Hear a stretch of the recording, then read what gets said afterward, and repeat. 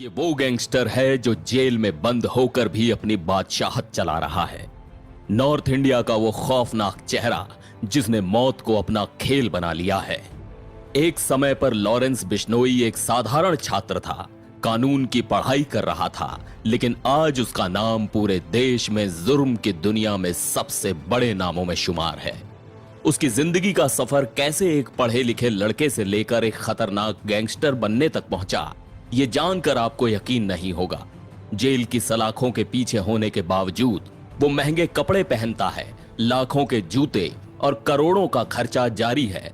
आखिर कैसे एक ऐसा इंसान जिसे कानून का रक्षक बनना था, अपराध की दुनिया का सबसे बड़ा खिलाड़ी बन गया? इस कहानी में छुपा है वो सच जिसने नॉर्थ इंडिया के क्राइम वर्ल्ड को पूरी तरह बदल कर रख दिया। आइए जानते हैं लॉरेंस बिश्नोई की जिंदगी के वो अनछुए पहलू।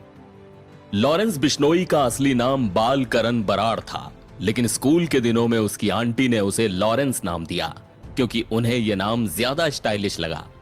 लेकिन आज यही नाम खौफ का पर्याय बन चुका है।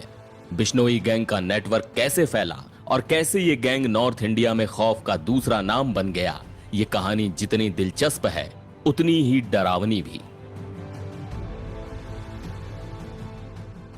लॉरेंस के चचेरे भाई 50 साल के रमेश बिश्नोई ने कुछ हैरान कर देने वाले खुलासे किए हैं। रमेश ने बताया कि लॉरेंस का परिवार हर साल 35 से 40 लाख खर्च करता है, सिर्फ इसलिए ताकि लॉरेंस को जेल में हर तरह की सुविधा मिल सके। यहां तक कि जेल में भी लॉरेंस महंगे कपड़े और जूते पहनता है। अब आप सोच रहे होंगे कि इतने पैसे आखिर आते कहां से हैं? दरअसल लॉरेंस का परिवार पहले से ही संपन्न है।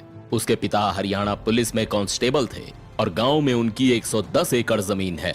यानी पैसा तो पहले से ही था, लेकिन उसके बाद जो पैसे आए वो अपराध की दुनिया से थे। अभी कुछ दिन पहले ही महाराष्ट्र के पूर्व मंत्री बाबा सिद्दीकी की मुंबई में उनके बेटे के ऑफिस के बाहर गोली मारकर हत्या कर दी गई और इसका सीधा लिंक जुड़ा लॉरेंस बिश्नोई गैंग से। सोशल मीडिया पर बिश्नोई गैंग के सदस्य शुभम लोणकर ने खुलेआम इस हत्या की जिम्मेदारी ली। सोचिए कितनी बेखौफी से यह गैंग अपने काम को अंजाम देता है। अब तो हालात ऐसे हो गए हैं कि कनाडा तक में बिश्नोई गैंग की गतिविधियां सामने आ रही हैं। हाल ही में कनाडा की सरकार ने आरोप लगाया कि इस गैंग के लोग वहां भी हिंसक गतिविधियों में शामिल हैं। हालांकि भारत सरकार ने इन आरोपों को खारिज किया है और कहा है कि कनाडा ने अभी तक कोई ठोस सबूत पेश नहीं किया। एनआईए ने अपनी जांच में बताया कि लॉरेंस बिश्नोई गैंग का ऑपरेशन बिल्कुल उसी तरीके से चलाया जा रहा है जैसे 90 के दशक में दाऊद इब्राहिम की डी कंपनी। दाऊद ने छोटी मोटी चोरी से शुरुआत की थी, लेकिन धीरे धीरे उसकी पकड़ ड्रग तस्करी, मर्डर और एक्सटॉर्शन तक फैल गई। ठीक उसी तरह बिश्नोई गैंग ने भी अपनी शुरुआत छोटे मोटे अपराधों से की और आज इस गैंग के पास 700 से ज्यादा शूटर्स हैं, जिनमें से 300 पंजाब से जुड़े हुए हैं। 2020-21 में बिश्नोई गैंग ने एक्सटॉर्शन के जरिए करोड़ों की कमाई की, जो विदेशों में हवाला के जरिए भेजी गई। इस गैंग ने सोशल मीडिया प्लेटफॉर्म्स का भी जमकर इस्तेमाल किया है। फेसबुक, इंस्टाग्राम और यूट्यूब जैसी साइट्स पर बिश्नोई गैंग की उपस्थिति ने उसे युवाओं के बीच और लोकप्रिय बना दिया है।